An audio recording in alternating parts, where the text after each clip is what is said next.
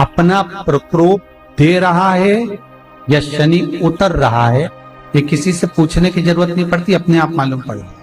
कैसे?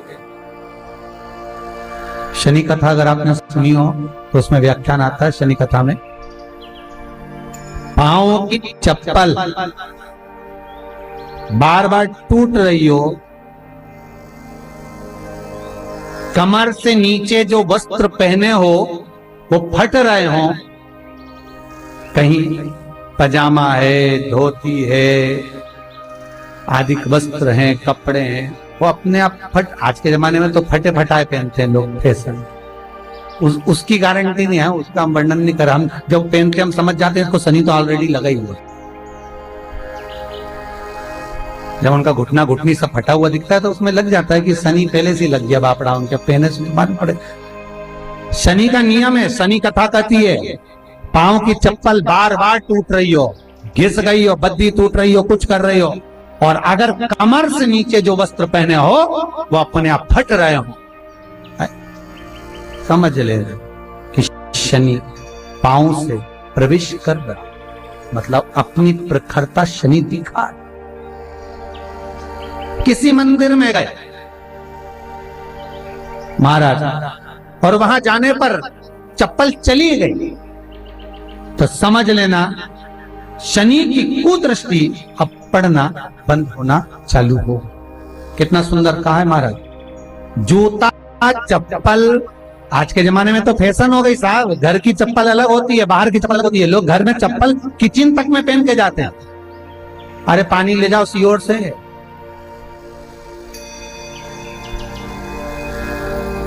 रसोई घर में लोग चप्पल पहन कर जाते हैं, जहां भगवान का प्रसाद बन रहा है, जहां अन्नपूर्णा निवास कर रही है, और पूछो तो किचन की चप्पल है तो माथे पे रख लो, किचन की है।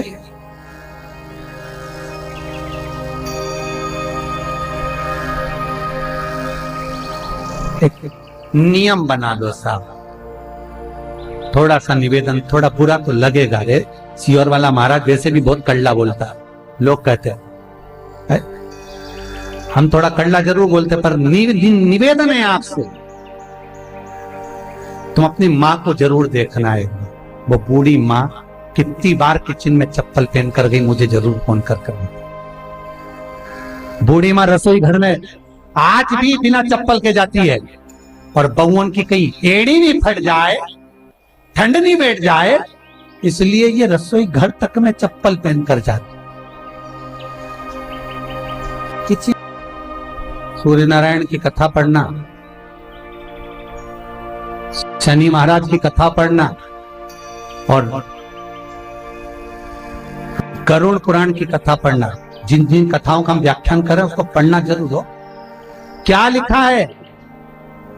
घर के अंदर जब चप्पल जाती है, रोग, बीमारी, कष्ट, तकलीफ चालू हो जाती है। तुमने चप्पल क्यों पहनी? ठंड नहीं बैठ जाए, रोग नहीं बैठ जाए।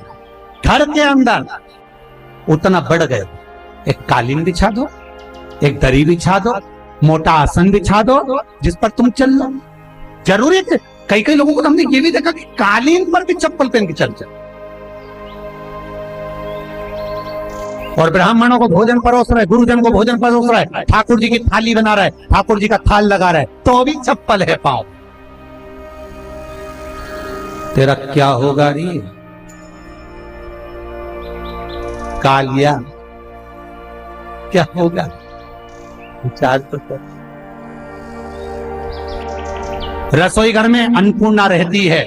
रसोई घर में शिव महापुराण की कथा कहती है, जब भगवान शंकर को मां जगत जननी भोजन करा रही थी, शंकर जी ने वर मांगा था अन्नपूर्णा, ए अन्नपूर्णे, तुम मेरे घर के बच्चों का भरण पोषण कर रही है। इस मृत्यु लोक में जितने मनुष्य जन्म लेते हैं ये मेरे पुत्र कहलाते हैं।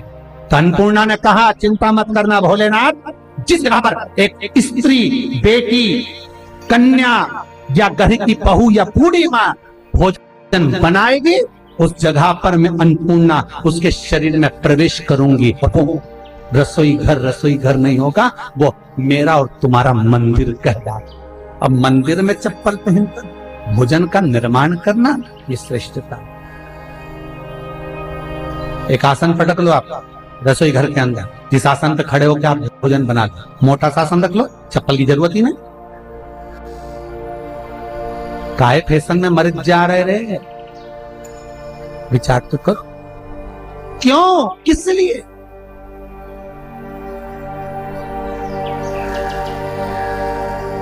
थोड़ा सा विचार।